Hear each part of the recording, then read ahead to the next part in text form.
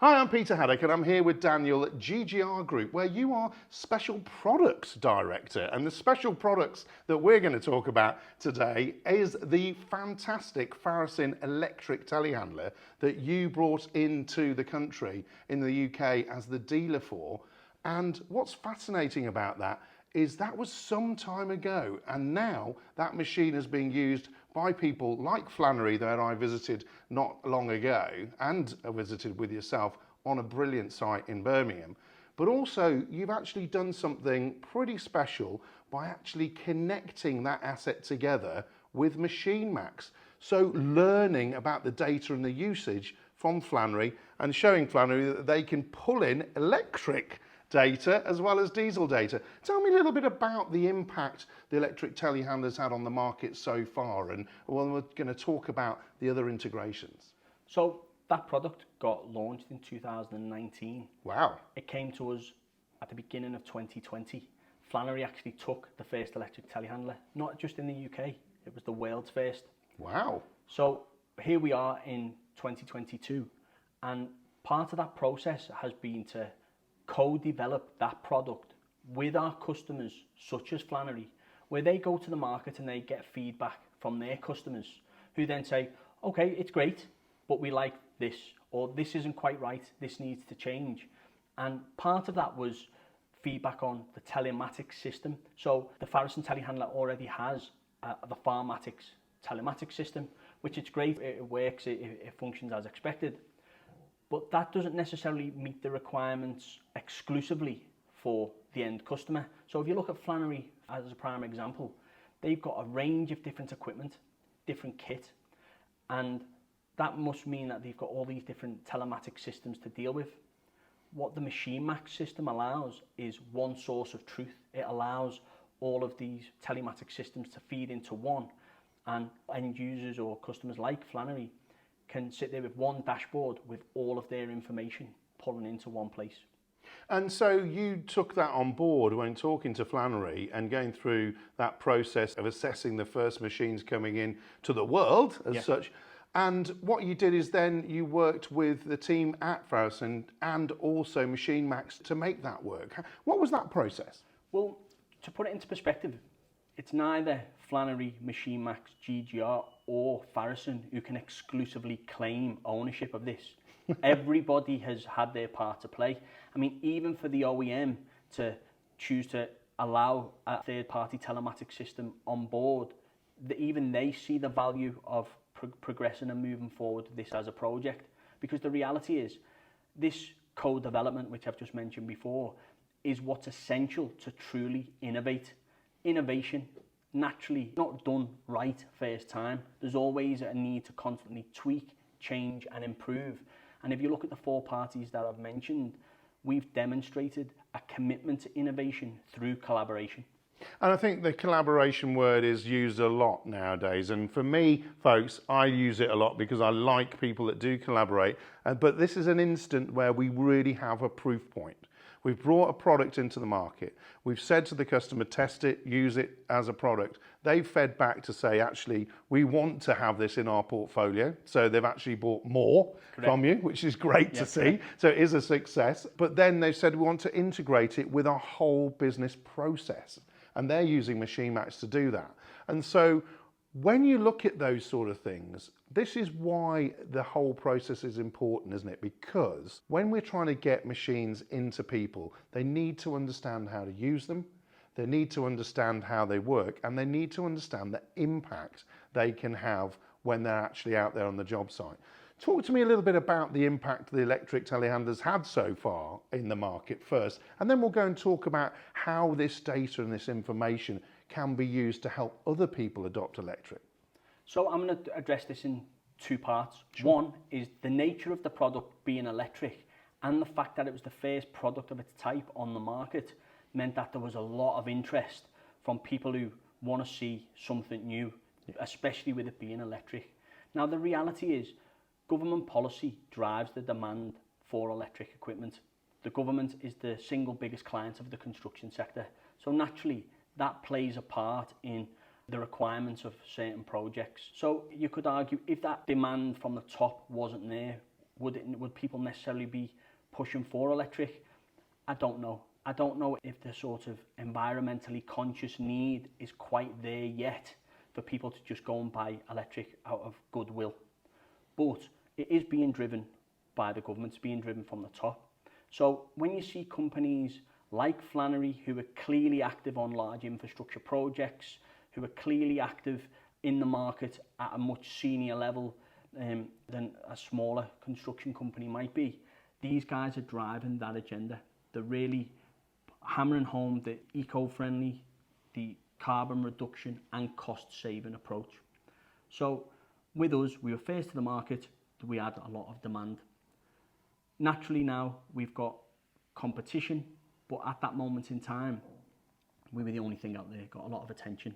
We got attention from companies that we might not typically deal with, Flannery's being one, M. O'Brien being another. I know that those guys are out there in the market arguably competing, but it shows that they're of a certain level and a certain type.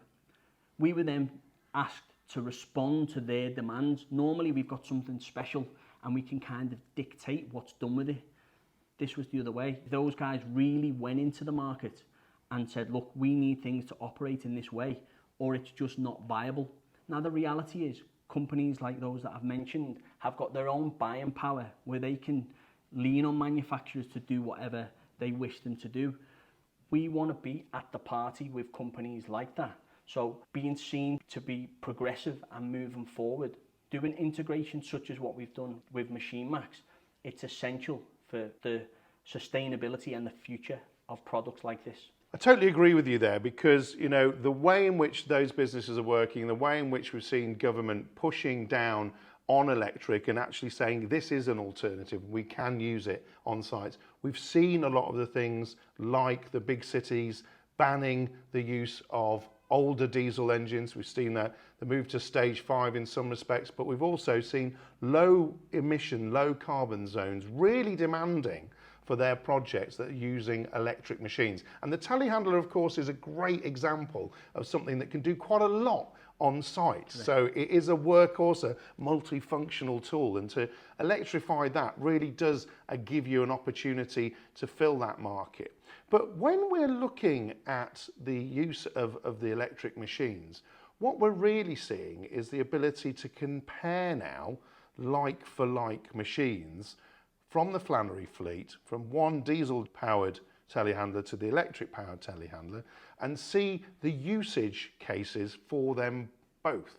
So where they'd use a diesel and where they'd use an electric, but also able to prove the carbon impact that those machines are having. So the data that's being collected, tell me a little bit about that and how you've been using that to explain to customers how the benefits of electric are really there.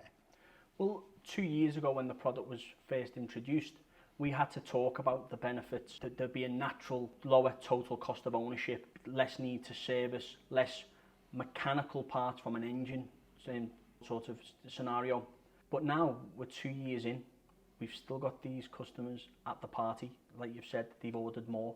But now we've got that data which demonstrates this is how the machine's being used.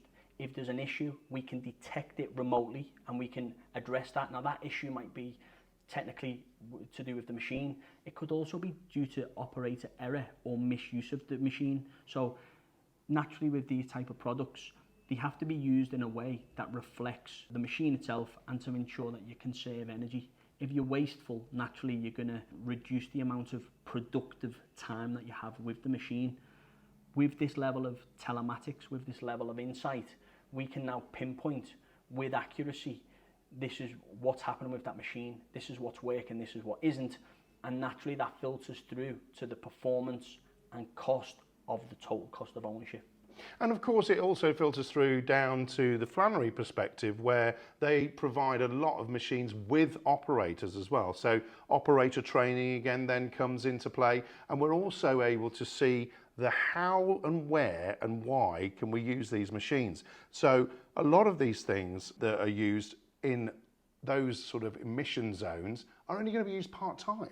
Correct. So again, find a place to set up your office, your structure, your construction site with the infrastructure that actually allows you to charge that and recharge that during the day as well, because we have a lot of people talking about, oh, the range, the life, will it do 24 hours a day? Well, nothing's going to do 24 hours a day, not a diesel or anything, without being filled up. Of course. And that's that learning process that you're able to pinpoint as well, to say, look, people are charging that the right way, or perhaps actually, half an hour shift times that they've got, it's only been plugged in for 10 minutes. Why is that happening?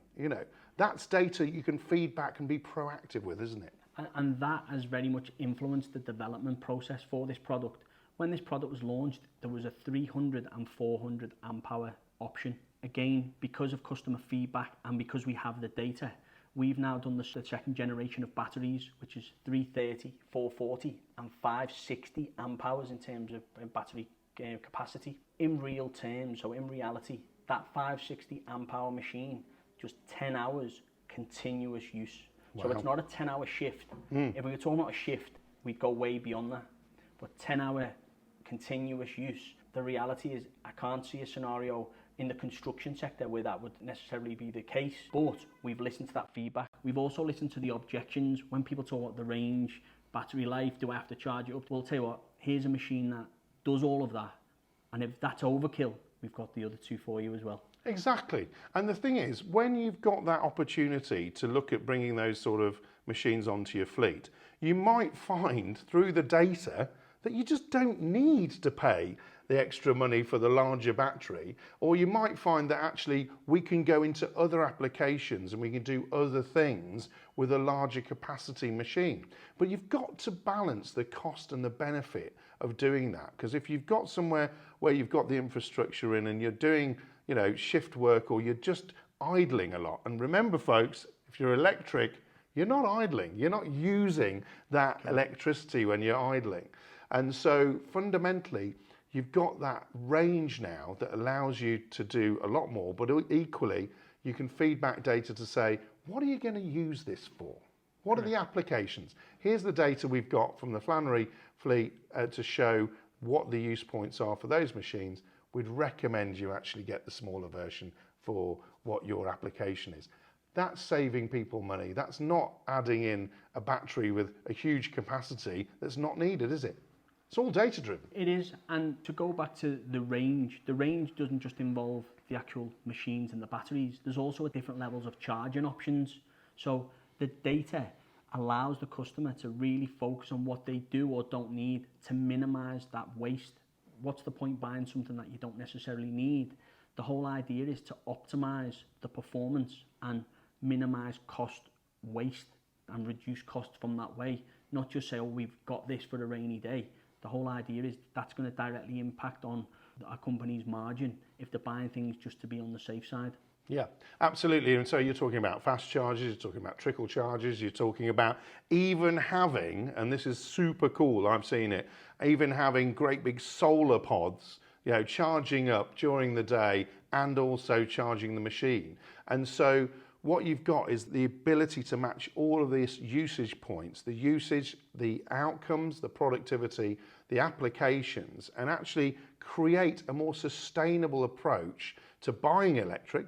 So you're not necessarily buying an overspecking, but also to actually buying the infrastructure, or renting in some cases the infrastructure as well as the machine, that says, right, we've got solar coming in, we've got fast chargers because that's what we need, or we've actually got a whole ecosystem where our cabins and everything else are run on electric. We're generating with a wind turbine. We've got a solar field out there, and we've got a fleet, hopefully, of these GGR Parasin electric telehandlers. But that's the reality of it, isn't it? When you have the data. It is. And to mention the points or to refer to the points that you've just mentioned, if you look to the government construction sector strategy, it specifically wants to digitise construction, reduce carbon, and increase performance, reduce cost. In doing what we're doing, we tick all of those boxes. Yeah, and so you've got productivity, you can see that happening, you can see what the machine's doing, you can report on that from site. You've got the efficiency there because you've got the right battery, you've got the right charging infrastructure, and you've fundamentally got the environment and the sustainability impacts totally covered with electric. Correct. And I've seen this machine working, folks. One of the first machines that Flannery did actually buy. And it's been working on a site in Birmingham, and it was doing a great job. The operator absolutely loved it. It was quieter. The power was there. All of the safety systems that you would expect in a telehandler are also in this telehandler. But what you're not doing is you're not having to go and fill up at a Bowser. You're not having any diesel spills or anything like that. And you've always got the charge there because the infrastructure was built in when that particular site was put together. Correct. So we tick all the boxes here. Now what we're doing is we're actually showing how we can monitor all of that and report on it. So the reporting bit is the next interesting bit for me. So Flannery's got a fleet of these electrics running around. We're now all connected together. That then comes into a dashboard, doesn't it? That they can send that information on that particular project to their client. Am I right? That's correct. So there's obviously different levels of being able to monitor and view that information. That ranges from a usage perspective, see how that machine's being operated, but also from a technical support point of view. It can give diagnostic information and real-time information to address problems preventatively before they become an issue that needs some level of reactive maintenance. So that's the beauty of this beyond that. So you can see every step of the operation of that machine, including to make sure it's running well. I think it ticks every box. It certainly does, and I think what this really shows, and the discussion we've had with all of this information going to the tier ones, which ultimately have to report to the government on these projects and other people, knowing the carbon impact of electric, knowing the applications it can do, having the data at hand to prove the use cases for electric allows us to adopt more electric, use it correctly, monitor its use, train people correctly, and fundamentally change the way in which we approach electric and electrification. It's not an add-on, must-have, tick box now. It's a machine that can do a job, and the right job for it, you can see what that is, you can see how to manage it, and ultimately you can see how to be a greener, leaner, and more efficient company in doing so. Great to talk to you. Dan, fantastic to see that you have collaborated from the very start. First unit in the world here with Flannery. Flannery buys more, links in with MachineMax. The data's there for everyone to see, folks. So why not get in touch with the team here and take a look for yourself about how you can go a little bit more electric. Cheers, Dan. Thank you.